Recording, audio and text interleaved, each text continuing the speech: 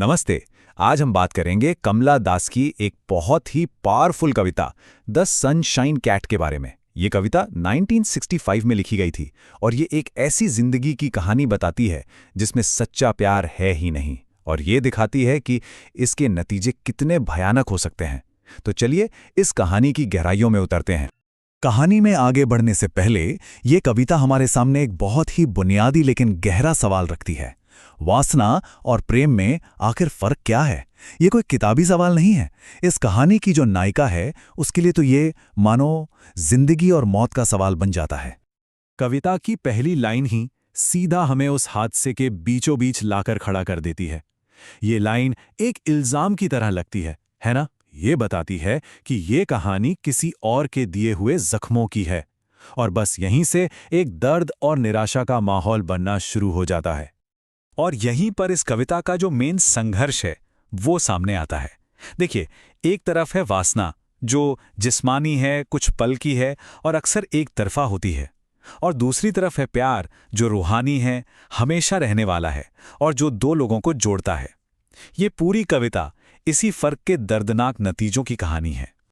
तो चलिए कहानी के पहले हिस्से में चलते हैं। मिलते हैं उन किरदारों से, उन मर्दों से जिन्होंने इस कहानी की नायिका को हर कदम पर निराश किया, और यहीं से उसकी तकलीफों का सफर शुरू होता है। उसका जो ये भावनात्मक बिखराव है वो किसी एक की वजह से नहीं हुआ। 3 तरह के लोग मिलकर उसे इस हाल तक पहुंचाते हैं। एक मतलबी प्रेमी, एक बेरहम पति और उन लोगों का एक झुंड जिनसे वो उम्मीद लगा बैठती है। उसका दिल पहली बार तब टूटता है जब वो उस आदमी से मिलती है जिससे वो सच में प्यार करती थी, लेकिन वो आदमी, जैसा कि कविता में बताया गया है, स्वार्थी और कायर था। मतलब उसमें सच्चा प्यार निभाने की हिम्मत ही नहीं थी। उसने उसे इमोशनली बिल्कुल अकेला छोड़ दिया।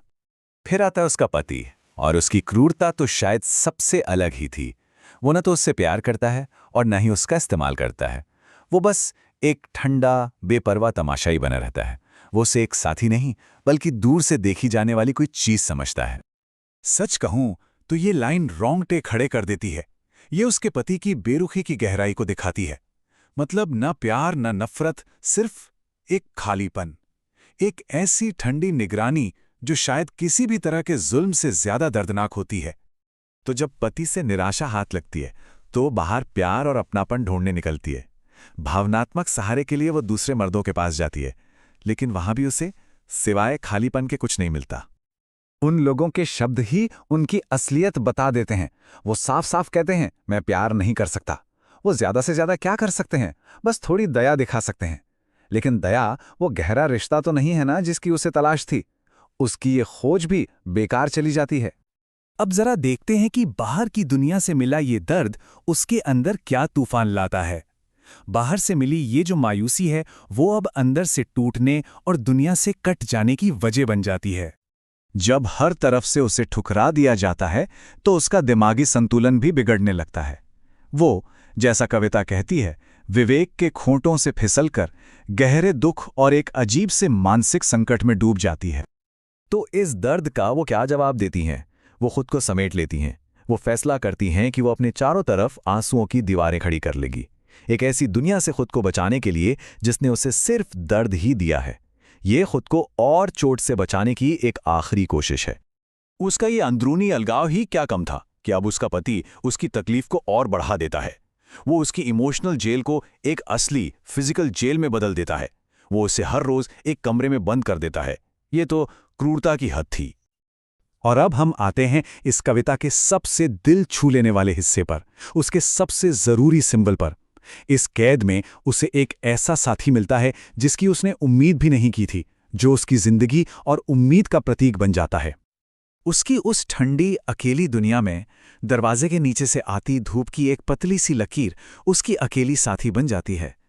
कमला दास ने इसे कितनी खूबसूरती से एक पीली बिल्ली कहा है। गर्मी और जिंदगी का एक बहुत ही नाजुक सा एहसास। धूप की वो किरण ही उसका एकमात्र सहारा बन जाती है, लेकिन वो भी तो हमेशा के लिए नहीं थी। जैसे जैसे मौसम सर्दियों की तरफ बढ़ता है उसकी अपनी जिंदगी की लौ भी बुझने लगती है।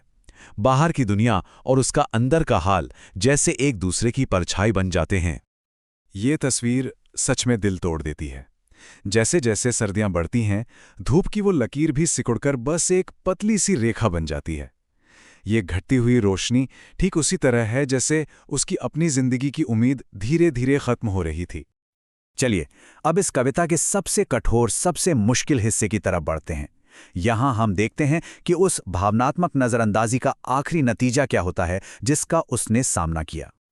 जब उसका पति शाम को घर लौटता है तो वो उसे एक ऐसी हालत में पाता है जहां वो बस मुश्किल से जिंदा है, एक ठंडी और आधी मरी हुई औरत।